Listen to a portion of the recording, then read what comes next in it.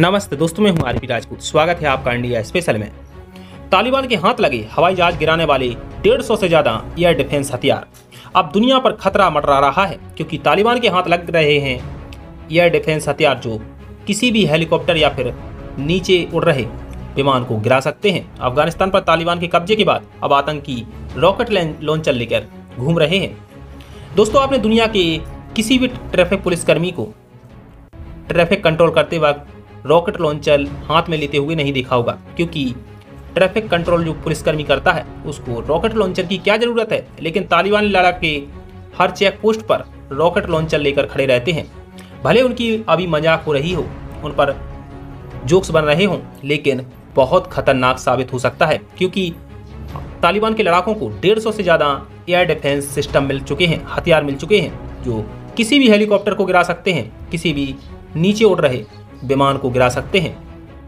दुनिया के लिए अब खतरा बढ़ता जा रहा है क्योंकि तालिबान को ऐसे हथियार मिल चुके हैं जो दुनिया को खतरा पहुंचा सकते हैं, किसी भी देश पर हमला कर सकते हैं, किसी भी हेलीकॉप्टर को गिरा सकते हैं। रूस के रक्षा मंत्री ने सर्गेई शोइगु ने चिंता जताते हुए कहा कि पहला और मुख्य खतरा है तालिबान से, क्योंकि तालिबान को भारी मात्रा में हथियार मिले हैं और इनकी संख्या बहुत ज्यादा है। शोइगु ने कहा कि इसमें सैकड़ों बख्तरबंद वाहन हैं, हवाई जहाज और हेलीकॉप्टर शामिल हैं। उन्होंने यह कहा कि आपको बताता हूं कि इसमें अकेले 100 से अधिक ऐसे हथियार शामिल हैं जो कहीं से भी और किसी भी हेलीकॉप्टर या फिर छोटे विमान को गिरा सकते हैं। दोस्तों, आपको बता दें कि अमेरिकी अधिकारियों का दावा है कि तालिबान ने अफगानिस्तान पर कब्जे के बाद करीब $28 बिलियन के हथियार चुरा लिए हैं और ये हथियार अमेरिका ने 2001 से 2018 के बीच में अफगानिस्तान के सैनिकों को दिए थे। दोस्तों, आप तस्वीरों में देखते होंगे कि जो तालिबानी लड़ाके हैं जो ट्रैफिक कंट्रोल कर रहे हैं और कंधे पर उनके है रॉकेट लॉन्चर, मशीन गन। पता नहीं इनको वहां पर क्यों इस्तेमाल करना है और क्यों ज़रूरत है, लेकिन अब खतरा बढ़ता जा रहा है क्योंकि किसी भी देश के ट्रैफिक पुलिसकर्मी या फिर पुलिसकर्मी के पास इस तरह के हथियार नहीं होते हैं और तालिबान के लड़ाकों के पास बड़ी संख्या में ये हथियार हो चुके हैं।